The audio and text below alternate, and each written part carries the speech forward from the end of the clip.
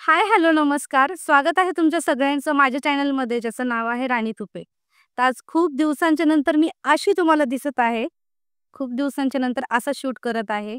त्याचं कारण असं आहे, की मी खरंच खूपच जास्त YouTubeला वैतागलेले. कारण की बऱ्याच दिवसांपासून तुम्हाला जसं माहिती मी मागं सुद्धा सांगितलेलं होतं, की माझ्या चॅनलवर काहीतरी प्रॉब्लेम आलेला होता, जेणेकरून माझं चॅनल डिमोनेटाईज झालं होतं.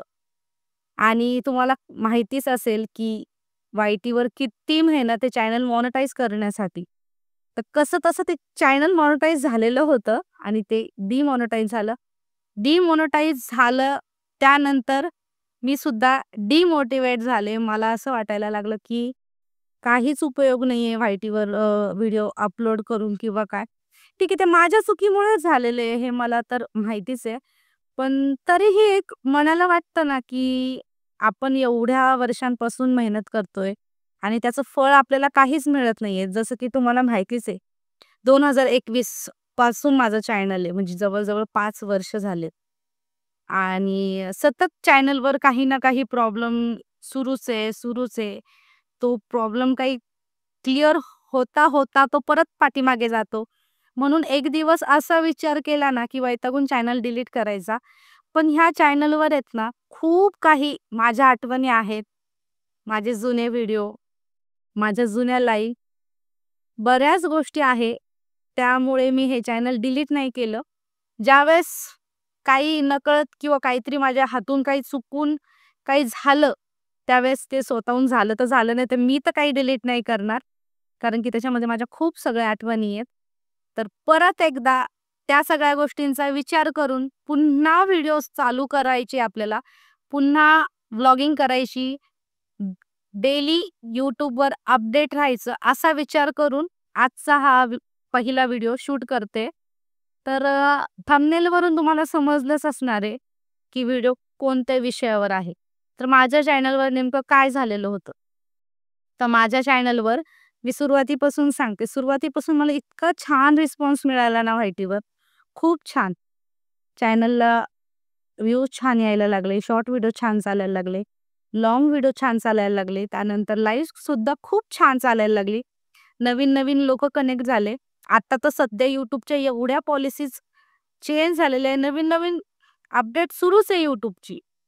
आणि मला तर एवढी भीती वाटायची त्यावेळेस, की माझं चॅनल मॉनिटाईज होईल की नाही होणार. पण ते मी केलं मॉनिटाईज, झालं. डॉलरही छान पडत होते. पण ते सगळं राहिलं साईडला आणि एक असतं आपल्या सगळ्यांच्यामध्ये, की आपण डेली व्हिडिओ अपलोड करतोय आणि त्याच्यामध्ये काहीतरी चुकलं आणि चुकून ते झालं माझ्याकडून, तर रियूज कंटेंट माझ्या चॅनलवर पडलेला आहे. तर रियूज कंटेंट का पडतो? तर आपण एखाद्या दुसऱ्या व्यक्तीचे जे व्हिडिओ घेतो, त्यामुळे रियूज कंटेंट पडतो. म्हणजे एखाद्या व्यक्तीचे व्हिडिओ विदाऊट एडिटिंग करता आपण जेव्हा पोस्ट करतो ना, त्यावेळेस रियूज कंटेंट पडतो किंवा सारखा-सारखा तोच थंबनेल लावल्याने सुद्धा रियूज कंटेंट पडतो. तेच हॅशटॅग, तोच कॅप्शन वगैरे लावल्याने पण रियूज कंटेंट पडतो. म्हणजे त्याचे बरेचसे कारणं आहेत रियूज कंटेंट पडण्याचे.